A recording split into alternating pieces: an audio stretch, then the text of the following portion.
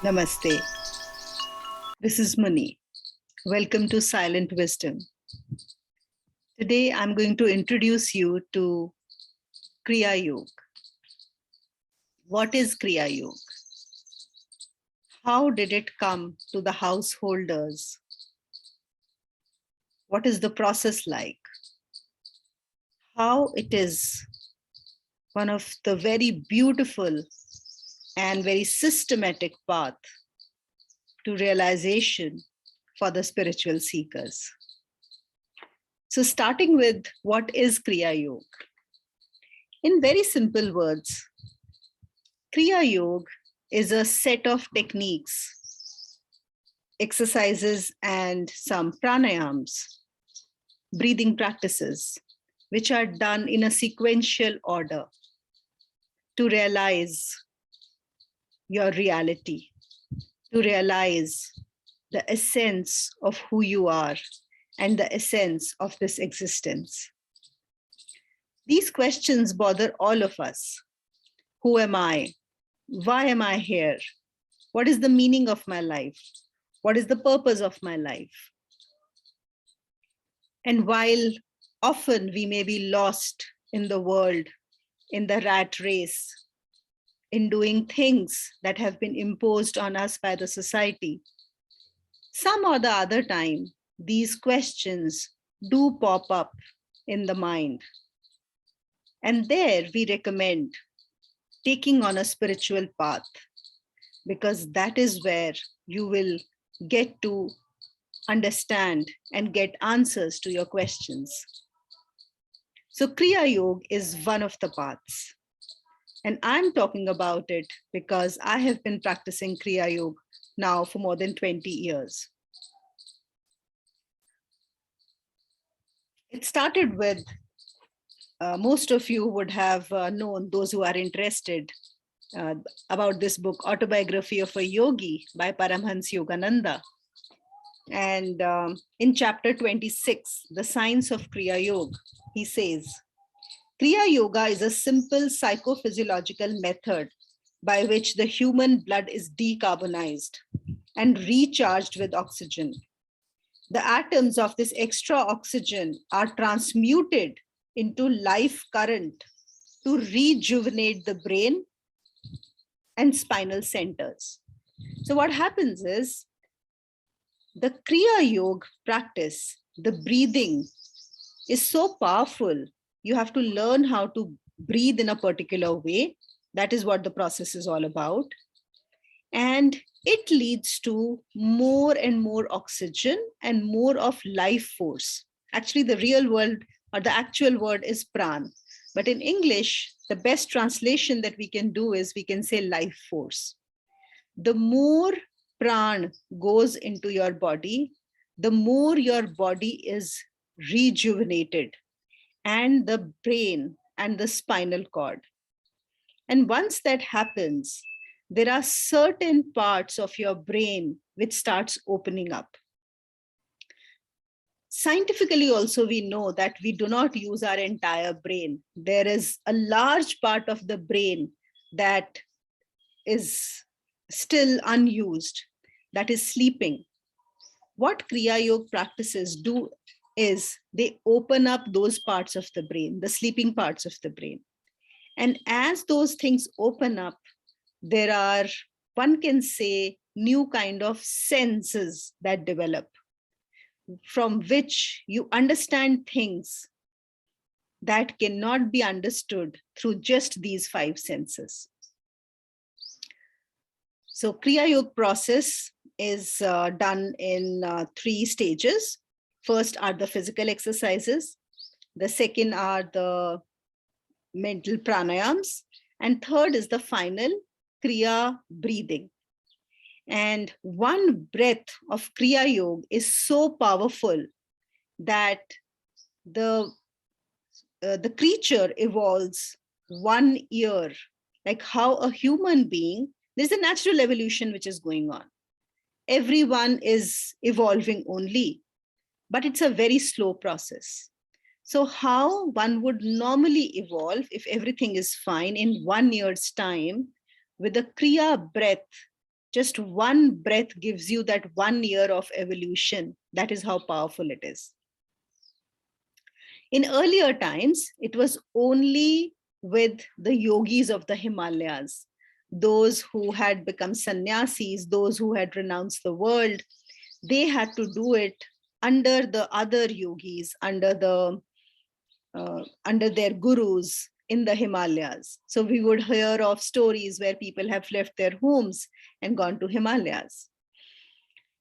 But in the late 19th century, with the blessings of Mahavtar Babaji, he chose Lahiri Mahasaya ji to pass on this technique to the householders.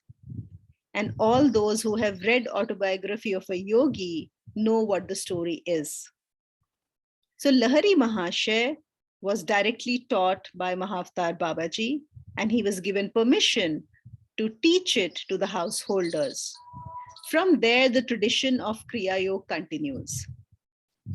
And there are today so many schools. There is a direct school, or there are direct disciples from Lahiri Mahasaya.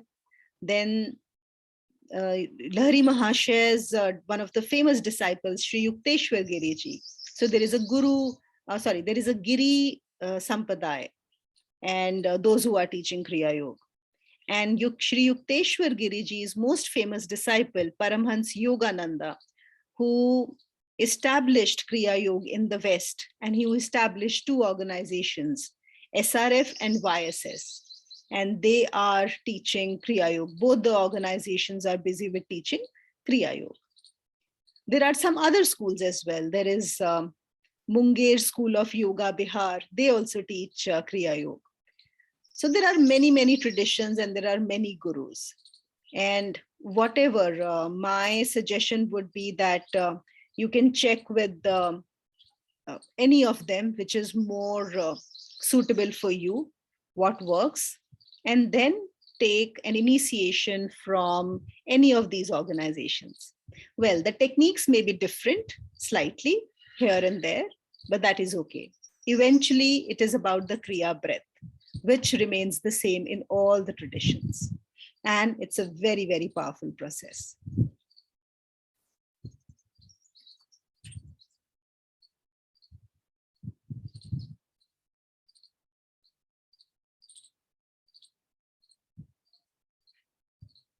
When Babaji taught Lahiri Mahasaya the process, he said, "The Kriya Yoga which I am giving to the world through you in this 19th century is a revival of the same science that Krishna gave millenniums ago to Arjuna, and which was later known to Patanjali and to Christ, Saint John, Saint Paul, and other disciples." Kriya Yoga is referred to by Krishna, India's greatest prophet, in a stanza of the Bhagavad Gita, chapter 4, verse 29, offering inhaling breath into the outgoing breath and offering the outgoing breath into the inhaling breath. The yogi neutralizes both these breaths. He thus releases the life force from the heart and brings it under his control. So eventually it is about life force control.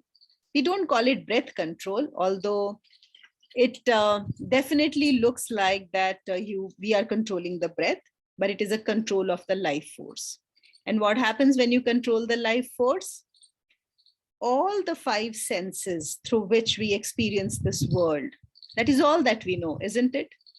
Do we know anything else other than seeing, touching, tasting, smelling, listening? The five senses, right? If all these five senses would close down and you would still be aware, then what would you know? But how to do that? It happens unconsciously every night when we sleep. We are not aware of this world anymore. There might be things happening, but we cannot see because our eyes are closed and awareness is not there. Or somebody even may be saying something, but we cannot hear. We cannot feel the touch unless there is some big pressure or big sound or loud sound. We are lost when we are in deep sleep. So we are losing or we are away from the senses naturally during our sleep. But when through the process of Kriya Yoga, you can do this whole process consciously. And once you are able to see what exists when these senses are kind of quietened, that is when you realize your real nature. That is when you realize the essence. And that leads to all the other answers about the meaning of this life, about the purpose of this life, about why you are here. It answers all the questions. So that is just a brief about Kriya Yoga. And if you decide to learn Kriya Yoga, I would say it is one of the most beautiful decisions that you will take in your life.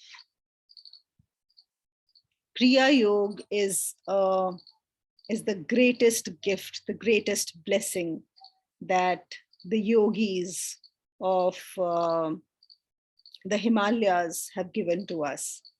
And Mahavtar Babaji is always there to guide those who are seeking seriously. And whichever tradition, whoever may be teaching, Guru is only Mahavtar Babaji. So I wish you all the best in learning Kriya Yoga, practicing it, and realizing your essence most beautifully. Thank you.